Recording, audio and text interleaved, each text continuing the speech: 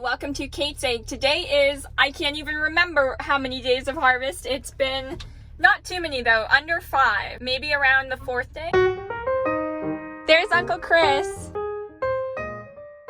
And we're just getting combines ready and greased and prepared to move to our field to finish the last couple passes we have and then move on to the next field.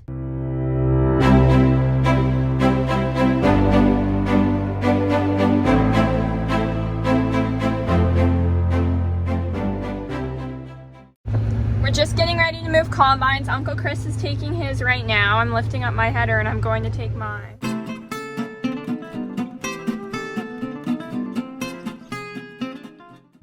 I'm in the field now and Uncle Chris is roading up because there's 2 rows coming down and only 1 going up. And we're about to finish it off here and then we'll move to a different field. Actually one a little bit further away.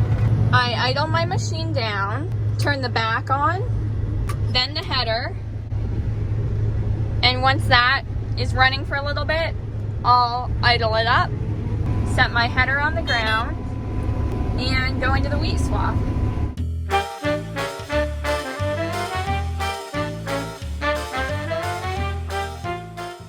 I'm on the last row of this field right now, so it's pretty exciting. And then we'll road all the way to a field over there. These are not rows that you see behind me, they're straw rows. Well, they're rows of something. They're not rows of wheat anymore. They're straw rows, which comes out the back of the combine.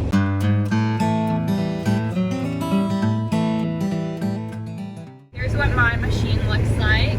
Going 3.3 miles an hour, which is actually pretty fast. And I'm running below capacity, as you can see there. Capacity would be at this green line and then somewhere in the middle here. Now that's where Uncle Chris cut in and this is where my row finishes. I got a little bit close to the grain cart this time, but that's okay. It'll still go in the cart and that's the most important part. Now we're headed to our next field.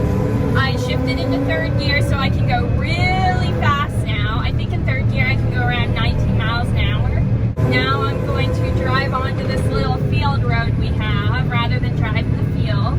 Ooh, we even get to use our blinkers, which are located right here on the left side of the steering wheel. I'm driving onto this road now. Your blinkers don't shut off automatically like in a car, so you have to remember to shut them off like a semi-truck, which is very challenging sometimes. It's pretty easy to road combines around when you have the pickup headers on. They're only 16 feet long compared to, gosh, I think it's 45 feet for this straight cutting header. So that's a big difference, and especially for road signs. A lot of times by farming land, you'll see road signs completely bent.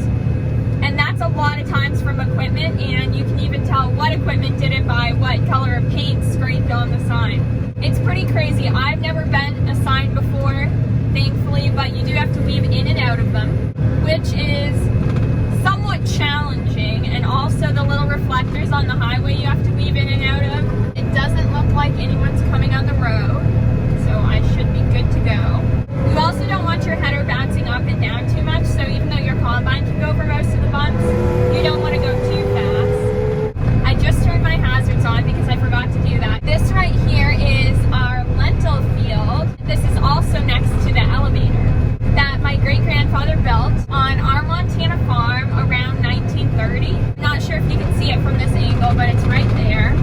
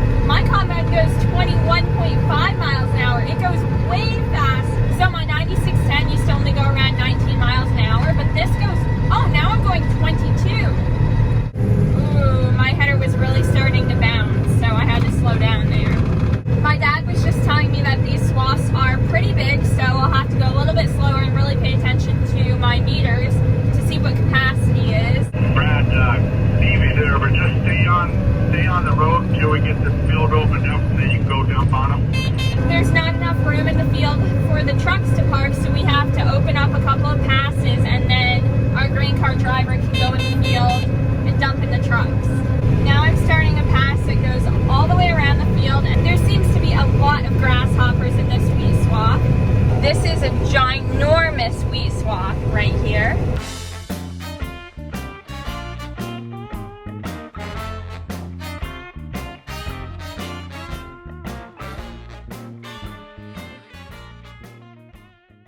Now I'm going to have a combine snack, and today I've chosen an orange because oranges are always delicious, and especially combining. And it's not really eventful right here in the field, so I don't really need my hands on the steering wheel.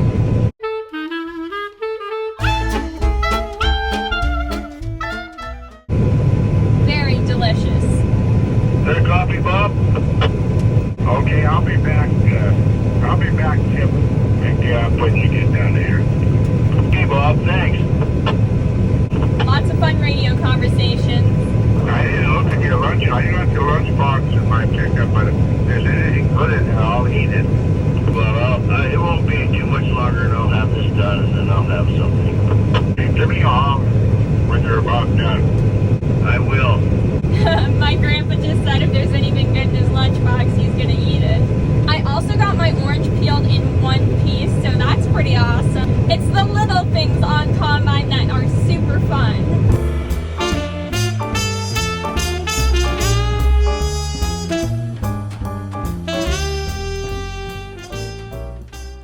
Where's a good place for me to be, Chris? Maybe you just follow us around this round. I don't know how far we'll go.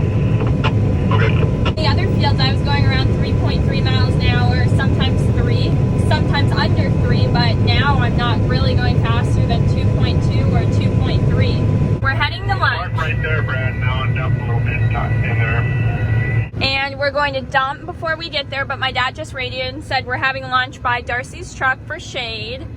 We always usually have lunch by Darcy's truck for shade. Dad and I are here at lunch, and also Grandpa.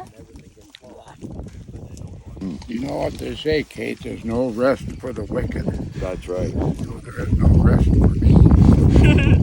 None of us out here, probably.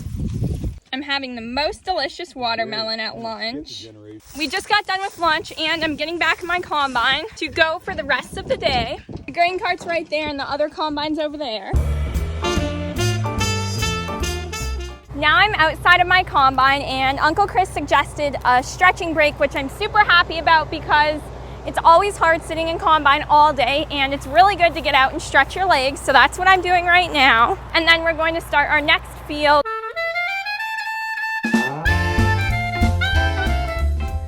Our farm is located in Montana, and we are cutting winter wheat right now. So now we're heading to this portion. It was swapped in half, so it's easier for the grain cart and trucks.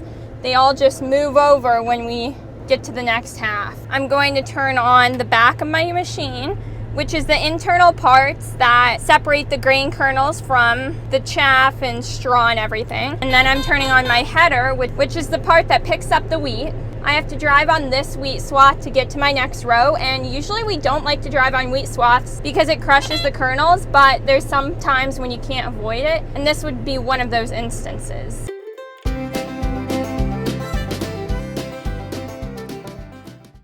Everyone's setting up for dinner right now. My dad's starting another row, and Darcy's truck is shade today. And then the grain cart is getting prepared to unload into Steve Wall's semi. We finished that half of the field after lunch around maybe 3, and now we've been in this side of the field ever since. I just parked the combine, and now we're going to have dinner. It's been a very long day, but a pretty awesome day. We didn't have any breakdowns and everything went pretty well. Everyone's setting up for dinner, and then these little bugs on my window are sawflies, and that's why we swath, is because they eat the stem of the wheat and make it fall over, and they're all over the window. I'm gonna have to windshield wipe them away. Bye, sawflies. Dad's pulling up to dinner now. He's pulling up way closer than I did.